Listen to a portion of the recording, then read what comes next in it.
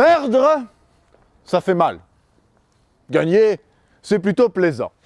Jusqu'ici, j'imagine que nous sommes tous plutôt d'accord. Mais s'arrêter ici et dire que perdre permet de tomber afin de mieux se relever. S'arrêter ici, ne pas chercher à entrer dans les profondeurs des propos de Plaute, car c'est Plaute qui a écrit mon sujet, serait à mon sens une insulte au vénérable décédé. Voyez-vous, je pourrais vous parler aujourd'hui de moi, petit, qui en permanence échouait à gagner. Je pourrais vous parler de moi, petit, qui en permanence vivait avec le goût amer de l'échec dans la bouche. Je pourrais vous parler de moi petit, qui ai participé à tant de concours et compétitions dans lesquels on m'a servi la fameuse phrase « L'important, c'est de participer ». Je pourrais vous parler de ma mère, de 30 ans mon aînée, et qui jusqu'à aujourd'hui réussit encore à me battre au jeu de paume. Je pourrais vous parler de tout ça et m'en aller, après 7 minutes, les mains dans les poches, en vous ayant montré l'évidence. Mais aujourd'hui, j'ai décidé de rajouter une subtile nuance à cette évidence. Aujourd'hui, j'ai décidé de vous parler d'une rencontre que j'ai faite il y a de cela 4 ans. D'une rencontre avec celui qui aujourd'hui me susurre ses pensées à l'oreille. D'une rencontre avec celui qui, lorsque je ne gagne pas, fait que je ne perds pas. Voyez-vous, il y a à peu près 4 ans, au moment où j'ai eu mon baccalauréat, car oui, j'ai 22 ans malgré les apparences, il y a à peu près 4 ans, ma mère voulait faire de moi un médecin. Mon père, un ingénieur. Formidable, le cliché des parents arabes. Ça tombe bien, car je suis arabe. Eh bien, en écoutant leurs conseils, je me suis dit, pourquoi pas? J'ai donc finalement fait une fac d'histoire. Je vous laisse imaginer leur déception. Mais c'est bien dans cette fac d'histoire, sur les bancs de cette université, dans cet amphithéâtre, appelé l'amphithéâtre Richelieu, que j'ai rencontré quelqu'un qui, jusqu'aujourd'hui, m'inspire ces mots.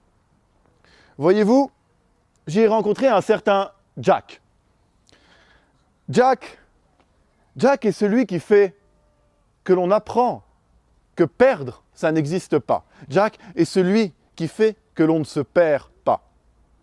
En fait, Jack, c'est un personnage imaginaire dans ma tête. Là, en ce moment, il m'enfume le cerveau posé dans l'hémisphère droit de ma tête avec sa chicha. Mais Jack, avant tout, c'est celui avec lequel je fonde mes convictions, c'est celui avec lequel j'écris mes discours, c'est celui qui me réconforte dans mes moments de tristesse. Mais avant toutes ces choses, Jack, c'est celui qui m'a permis de perdre l'obsession pour la victoire. Car voyez-vous, obsédé par la victoire, je ne faisais que me comparer aux autres. Je regardais les qualités des autres. Je voyais ce que faisaient les autres, ce qui réussissait chez les autres, et je voulais faire comme eux. En adoptant cette logique-là, je m'élevais petit à petit en adoptant des qualités qui ne sont pas les miennes. Au bout d'un moment, je suis certes arrivé premier. Mais là, tout s'est arrêté.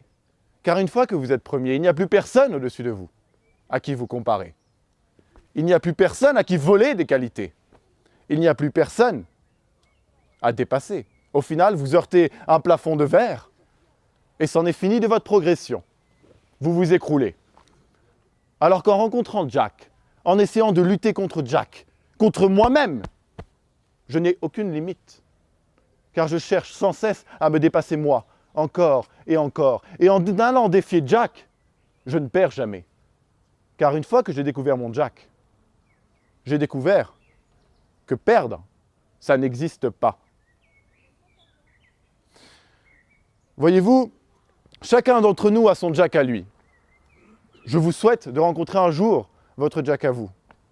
Je vous souhaite un jour de découvrir sur votre chemin cet être qui en vous vous permettra de repartir de l'avant et d'ignorer les autres et la défaite. Car une fois que vous l'aurez rencontré, vous arriverez à dépasser victoire et défaite.